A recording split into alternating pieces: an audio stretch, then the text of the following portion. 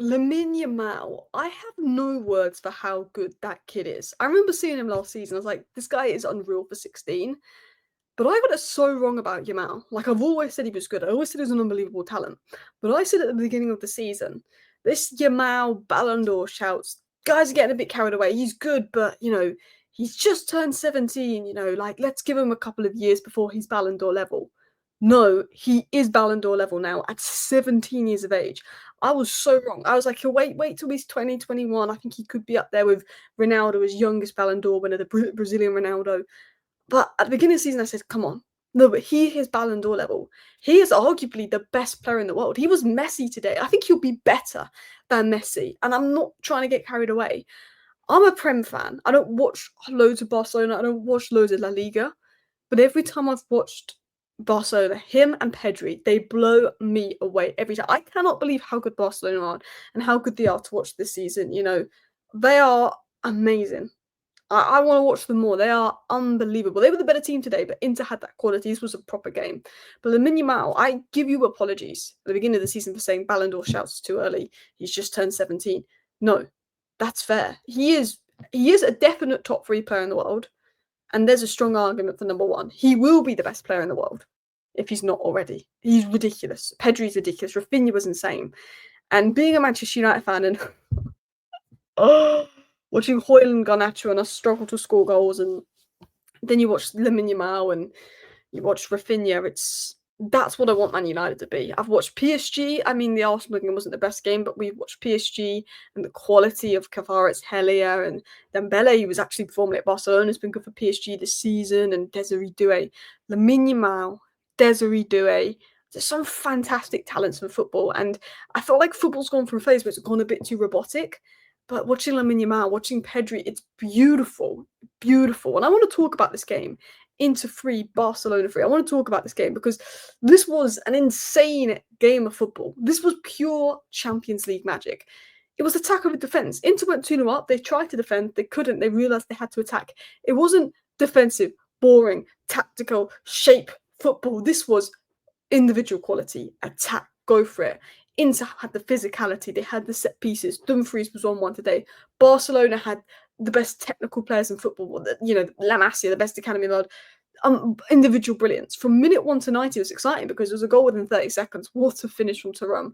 Goals, dramas, chaos, near winners ruled out by an offside, woodwork. This game had everything. This is one of the best games of football I've watched. There wasn't even a winner.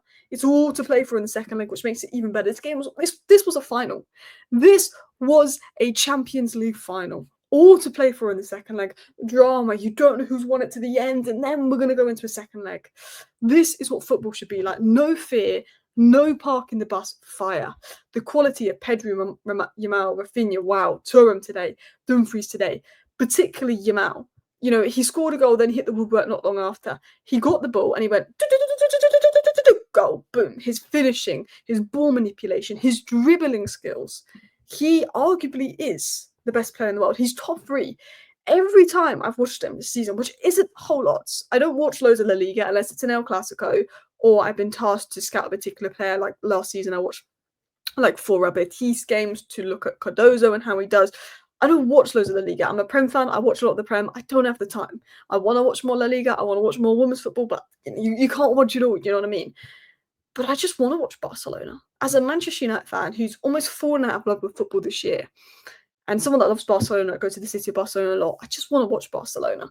It makes you like football again. Watching Barcelona, even PSG this season, that is what football's about. Football needs a Barcelona PSG final. Inter were good, but Barcelona were the better team today. There's no doubt in my mind. They were ridiculous.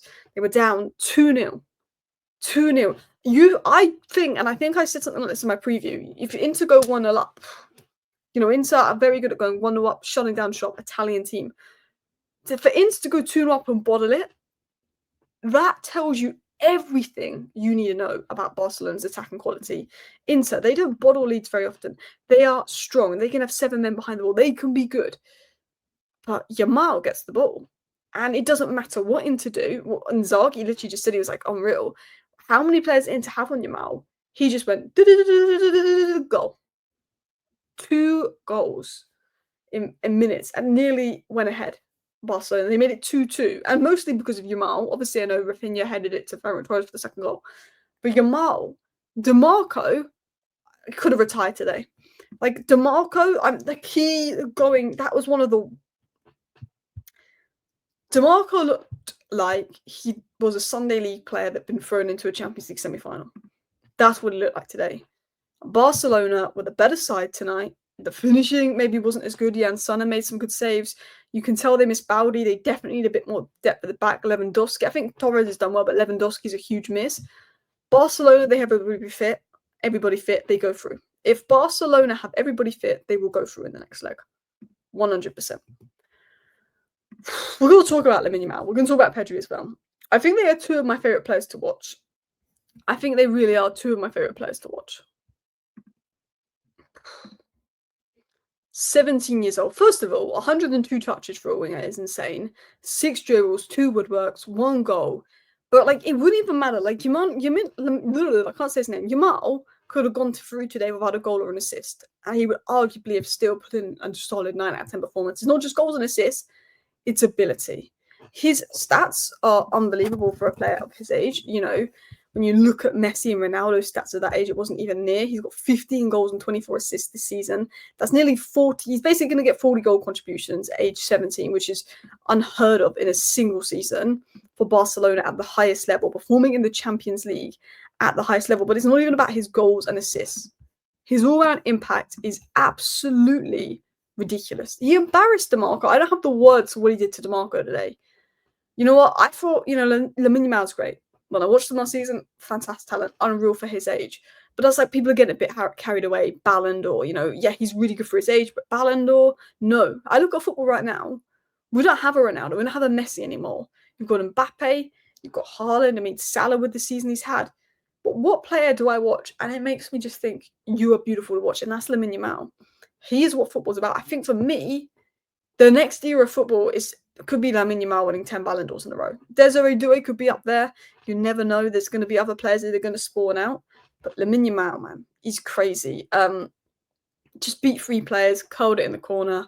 His ball striking is good. His ball manipulation is good. His decision making is good. He's creative.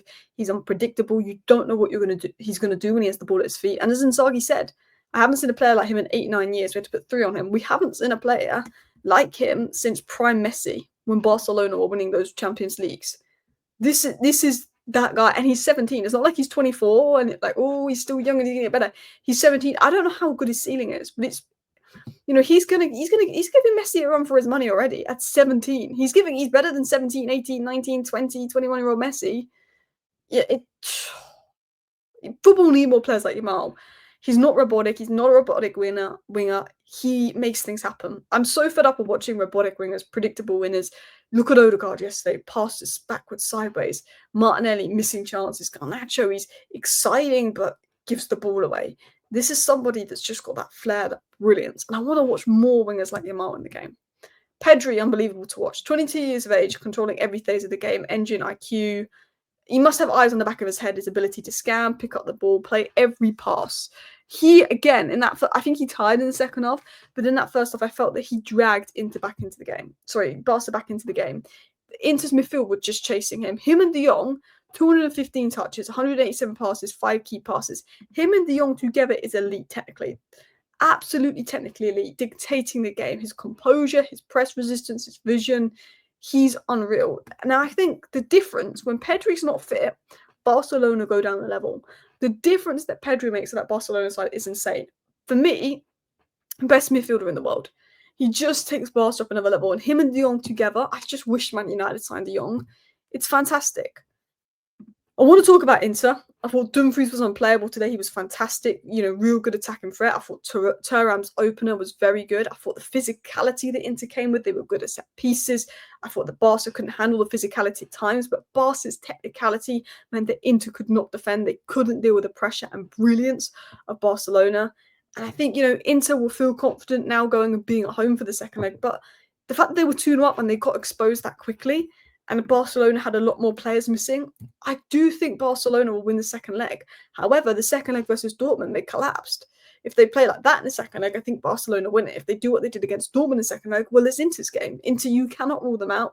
They could set up defensively and find a way to win. But the brilliance of Barcelona, this was a game where individuals took over. Yamal, Pedri, even Raphina, even the Thuram goal. This wasn't a game of this or that or this or that. This was a game of you don't know who's going to win it, but individual brilliance could pop up at any moment. And this was what I wanted to see. This is real football. This is 80s, 90s football. It was fantastic. You can watch slow, structured, tactical games that can be boring. But I like art, daring, attacking. That's when football's at its best. And this game was a gift for fans, particularly as a neutral. Fantastic watch. Let me know your thoughts down below. Bye.